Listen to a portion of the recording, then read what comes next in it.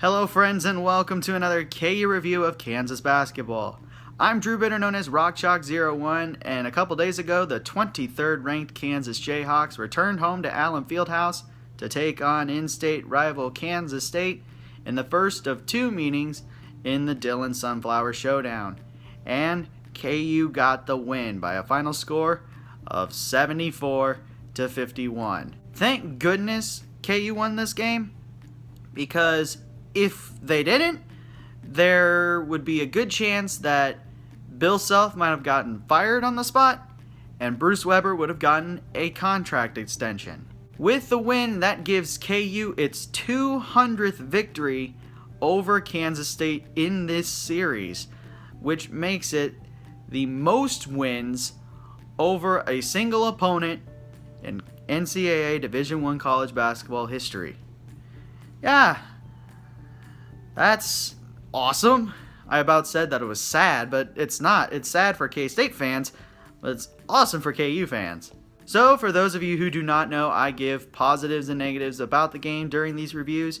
I give a player of the game and a player who needs to improve.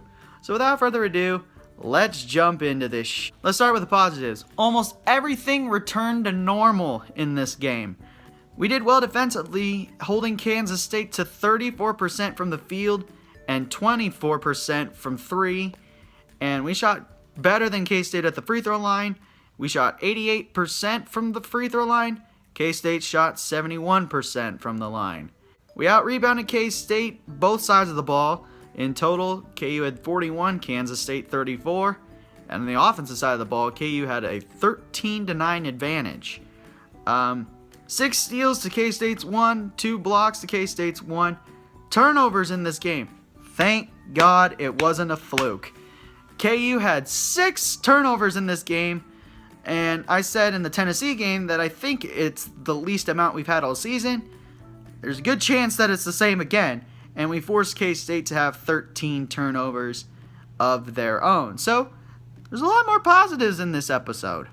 The one negative in this game was our shooting, except from the free throw line.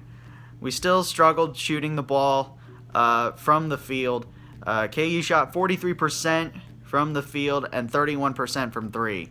So both those numbers did increase from the last game. However, they still need to increase more in these upcoming games as we face Iowa State twice, West Virginia and Morgantown, and then Oklahoma State back at home, which 2 out of the 3 teams are pretty dominant from the three-point line.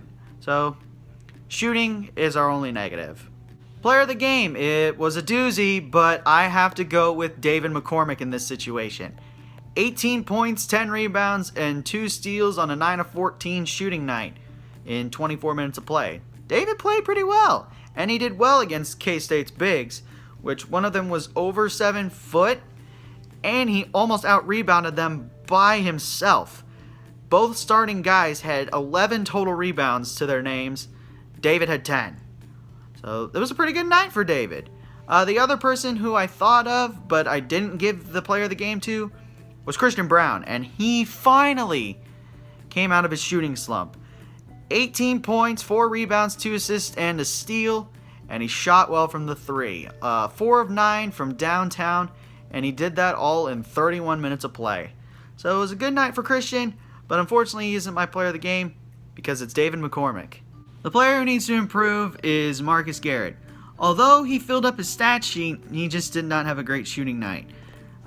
2 points coming from 1 of 5 from the field and 0 for 4 from downtown. But he did have 6 rebounds, 5 assists, and a steal in 24 minutes of play. He was just more of a supporting role in this situation.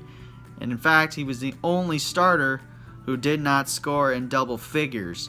So, oh well, I think he'll learn from this. It was just a cold night.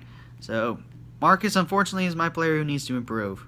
And that is going to do it for my KU review of KU versus K-State. Again, the final score, Kansas 74, Kansas State 51.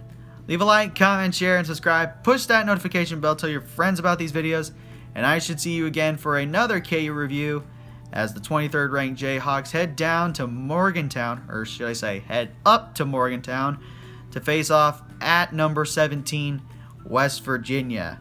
So until then, have a good day, and as always, never ever bring exotic dancers to the field house. Peace.